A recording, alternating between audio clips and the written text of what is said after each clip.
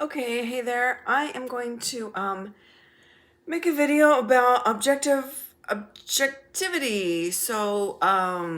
Again, I am going to be talking about objective personality system. I only have one other video on my channel regarding objective personality system, and I am not here for a beginner's lesson. I'm here for people who already know what objective personality system is and are just wanting some, I don't know, probably randomly found me because I don't know how else anyone would find me. Randomly found me with a OPS search. And I thought a topic that I thought was, that I was thinking about, I thought was, I don't know, interesting. I was thinking about was the functions. I think they're called functions. Oh, human needs. They're called no, functions. Okay, I'm looking at the Google Docs and OPS site. So in the definitions. So FITINISINESEFETE are functions. I was just thinking of all the functions. Okay, so there is oh, little boo boo. Little boo boo. Okay, feelings, and this is FI in general. It doesn't specify whether it's FI or FE. Feelings are values, likes, hates, weak reasons, won't make it work. Okay. That's just makes me laugh because I'm savior. FI, well, second. SE is my top function. But anyway, T is works, get it done, logic, reasons, unowned emotions.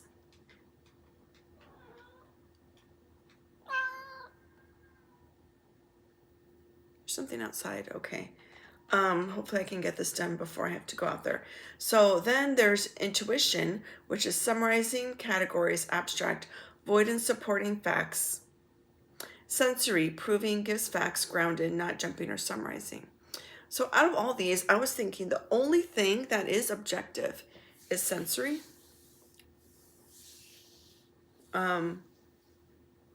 Yeah. Because, well, feelings are values, likes, and hates, and those are purely subjective. And intuition is, there's no supporting facts. It's abstract. There's summarization, and even like when you, I've heard Dave talk about like NI people. Maybe they don't have a lot of NI people in coming to them because they like to use their own NI to come up with, how people are categorized. It's their NI is personal to them, so it's still subjective. And then T with logic, well, it's reasons, and a reason you like something doesn't mean it's the reason someone else likes something, or the reason you think something is the best isn't necessarily those same reasons. Someone could say, well, that makes it the worst because blah, blah, blah. As long as someone can give you reasons, they can make it fit anything. And not that they're trying to make it fit to deceive, but, people have their own opinion on how something works, right?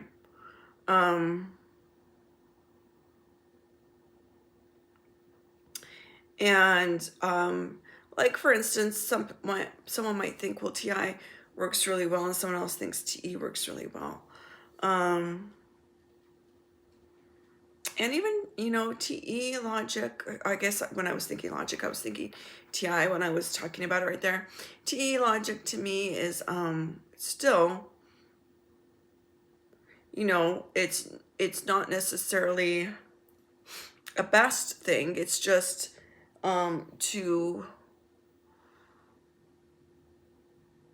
since it's not like stacking logic and it's just trying to get it out there to make things progress, it might not be the best. And so there's not an objectivity necessarily. There's more of efficiency to it. And TI, I think it is very personal. And S I mean, I think whether SE or SI, it's the only objective thing you could say. If someone says, you know, I is giving you a consume story, and maybe they were telling you, I went to the party at 9 o'clock p.m., that is very objective, you know, that could be proven. Now, if they have feminine S sensory, they might not remember it correctly, but if they had, say, a text message or something, if anyone has a text message, whether you have feminine or masculine S, you can have something that you can refer to that says, okay, the sensory tells me I went to the party at 9 p.m. There's no disputing it. And anything S is pretty much non-disputable, right?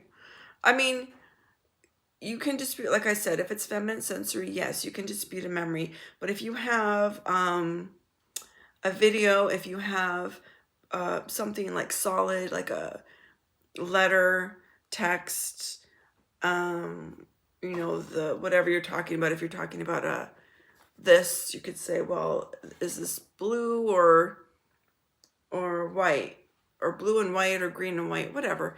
And, you know, you have it to examine, to test even. Which actually really makes sense to me that S is the only objective function, because it is my lead function. And I just feel like, I'm very, very much into, well, like I'm into science. Science is very objective. Like you're finding objectivity. You're getting rid of subjectivity. And I think having lead SE, it just really makes, or lead sensory, but definitely lead SE, it makes sense that you're going to be into objectivity. Yeah, and I guess I just thought that was interesting. Now, I'm not saying it makes the function superior, because actually another video I was thinking of making was about FI, and I have FI, so that's why I wanted to talk about it. I had said in my first video that, you know, there's these things called SE nuggets, and how there's bad SE out there. And then I started thinking, well, you know, there is well, okay, I'm going to take it back a little bit. So S is the only objective thing, right? So it's really funny, like when you talk about intuition, you're talking about the summary, right? And I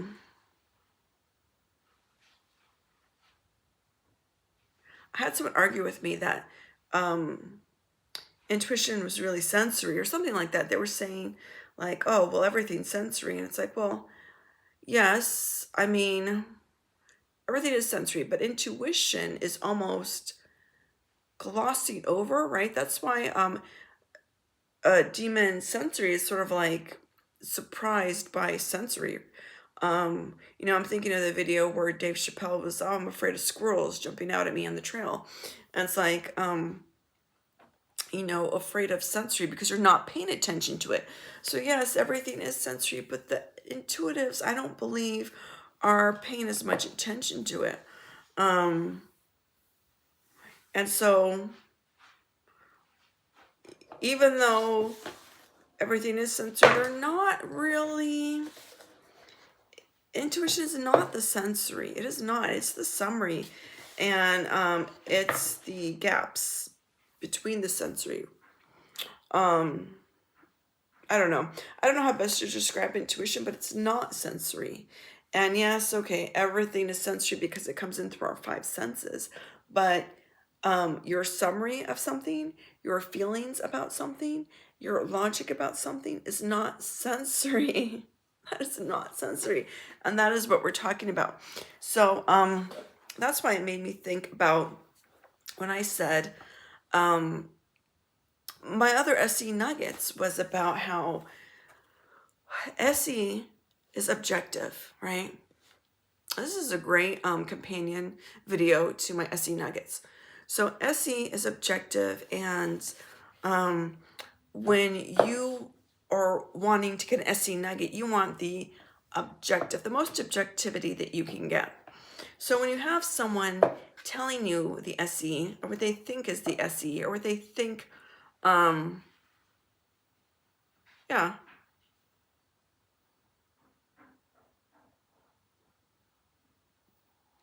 Okay. See, the funny thing is when I talk about this, my mind goes in all different places, and I'm trying not to make this video super random, but, okay. That SE that I experience, if I'm going to make a judgment, a decision with my FI, I need something to ping on my FI. I need to have feelings, right? I need to know something to ping off of. What do I value? What do I like? What do I not like? And if someone tells me, well, I'm a good person, and I can say, I like that, right? Oh, great, I like that.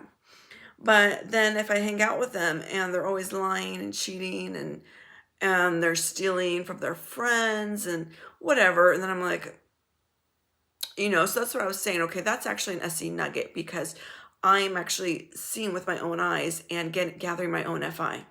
So what I do think you can get straight from the person's mouth is all the subjective functions. So the F, T, and the N is really subjective.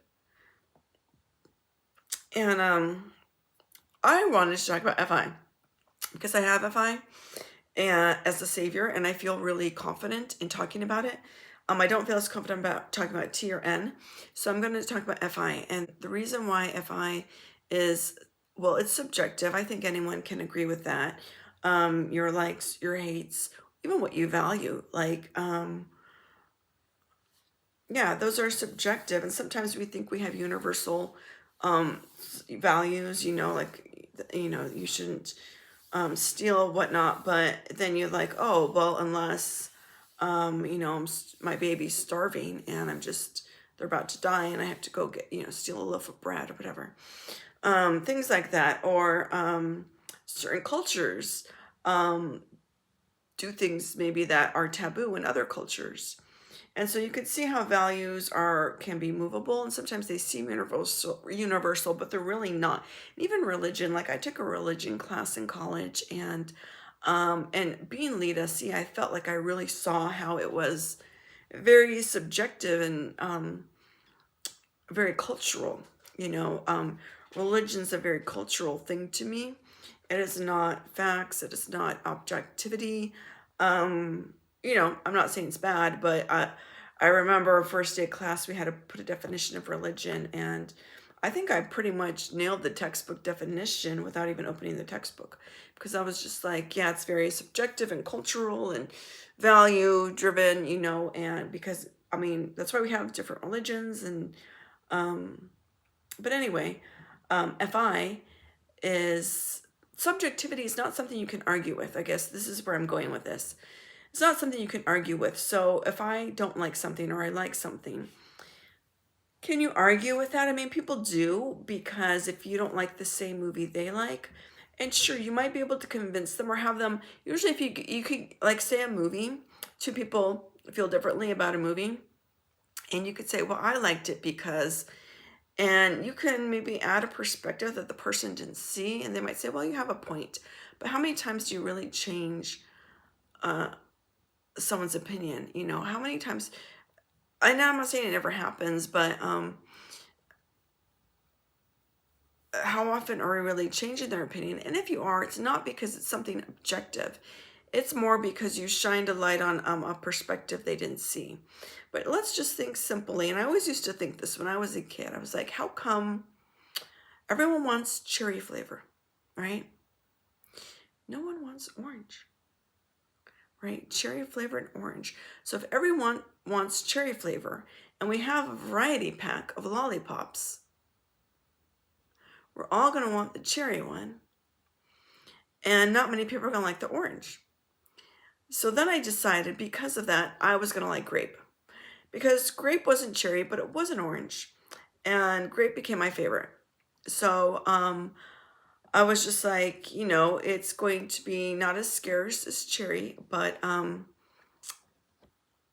and the funny thing is, though, something like that, could you argue uh, that cherry is better than grape? I mean, can you really argue that? Or cherry's better than orange or lemon, or let's just say colors, red and purple. Someone's favorite color is red and someone's favorite color is purple. Can we objectively argue one color is better than the other? I mean, you could try, but it's just all a matter of taste. So with feelings, if someone is happy or sad, which is an indicator of their values, in the moment, right? What they're valuing in the moment. That is very subjective, and that is non-arguable. And so let me see if I can give an example of what I mean by that is if you have arrangements with someone to maybe go to the movies or go to a festival, something like that, and you've had these arrangements for maybe 3 months, and then time rolls around and night before they're like, I can't go. My friend needs help moving, right? Now, you might think that's not the best reason to cancel a 3-month plan last minute, because I mean, is your friend moving all in one day? And even if they are, you knew this, it just, something about it to me, and this is with my FI, I let people do whatever the heck they want. Like if you would, that's really important to you, obviously for your FI, that's very important to you. But for me, I would be like, if someone wanted help moving and I already had plans, I would say, hey, I'm going to do this thing. But I would find a way to try and make both work. Like, hey, I'm going to be doing this. I wish I could help you, but I'm doing this. And maybe, after that or the day before, the day after, I could take some boxes, whatever. However, even if you were like, you know what, completely valid, I would do the same thing. You could still be upset about it. If you were like, I'm fine, you were going to move, let's say they're like, I'm helping my handicapped mom move and she has to be out today, and it was a last minute thing. Like I had no idea. I just found out, and she has no one to help her and she's physically not able. Right. And then you're like, yeah, obviously. I'm trying to think of something that's a little bit more of a no-brainer, right? So you're like, yeah, obviously. But you're still disappointed, and you're like, oh God, now I don't want to go to the festival by myself, and it's too last minute to have anyone else go with me, so I'm just not going to go. So you're disappointed, right? And maybe you're like, oh man, bummer, or there's something that was outwardly created the tone that there was disappointment. So then maybe your friend or thought, it's kind of annoying that they're upset about this. They should not be upset about this. And that's where I would disagree. I would say that feelings are subjective. Whether you think someone should feel the way they do, or you would feel that way, has no bearing on whether or not that is true. Whether or not someone is disappointed is very true. And there's complexity in emotions that I think is very valuable to understand. And I think people, especially people that are more on the thinker side, don't necessarily understand, is that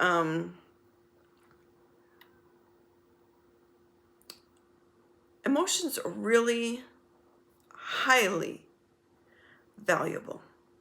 Okay. To me, they're like some of the greatest currency out there.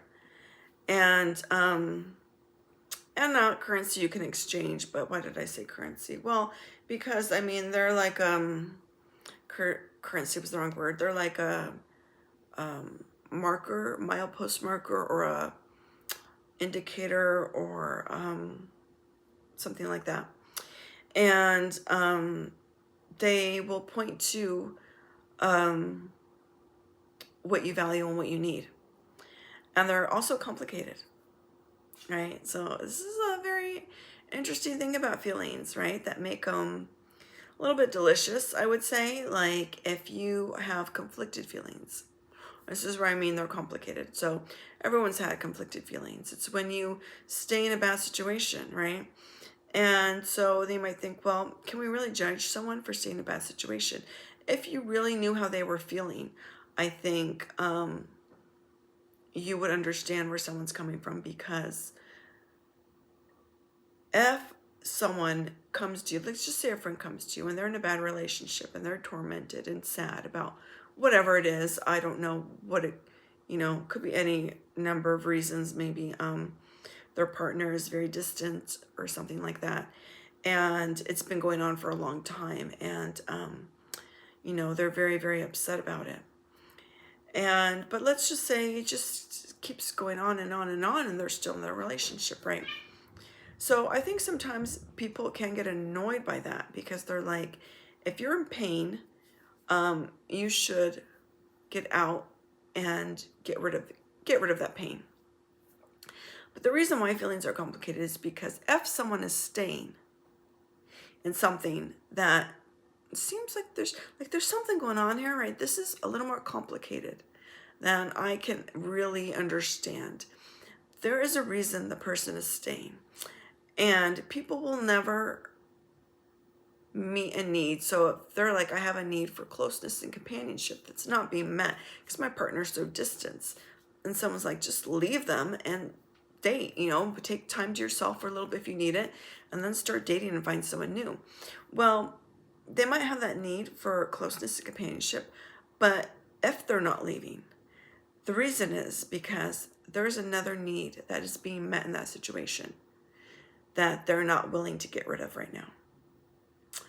And that's complicated, conflicted feelings. That's complications of feelings. And that is when someone's like, I have to tear myself away and I'm already not getting this need met, right? That's painful. But then I'm not going to get this need met. So I'm going to feel like I'm losing even more initially. I'm going to feel like I'm losing a lot.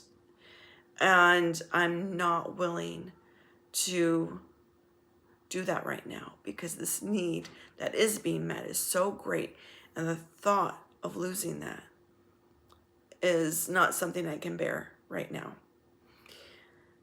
And so that's what I mean by complicated feelings. And that's what I mean by there is no objectivity. You cannot say that you should feel a certain way in a certain situation. So the best way then to understand what someone's FI is for them to tell you there's really typically no reason for someone to lie about their FI. I mean, okay, this is what I mean.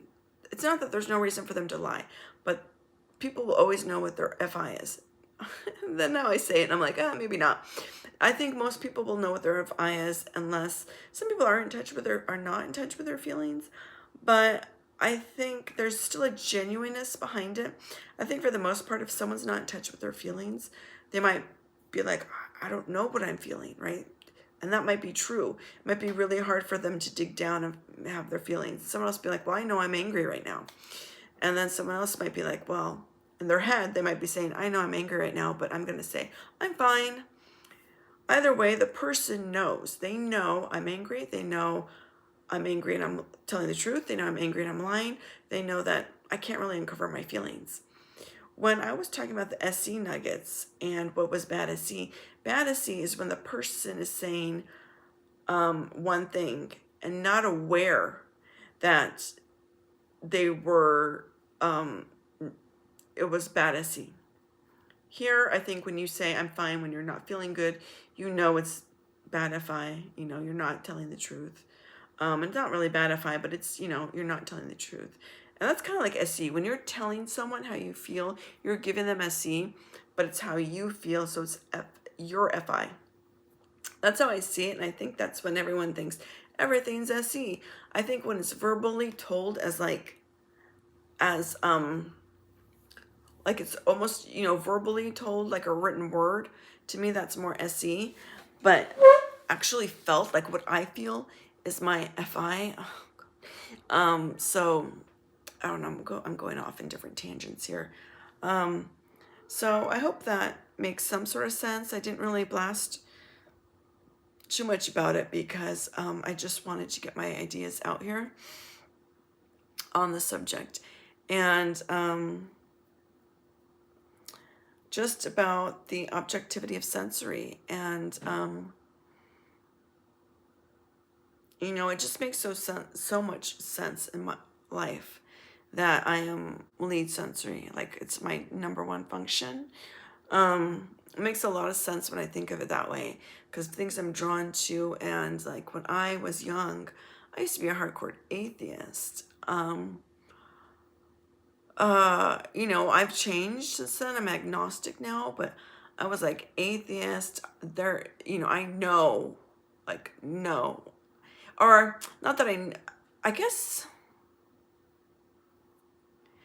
I felt like, well, maybe, okay, if someone can show me the proof, but until you show me the proof, there's no, you know, God. And then, what else was I like? Well, science. I was just really into science, and I still am into science. And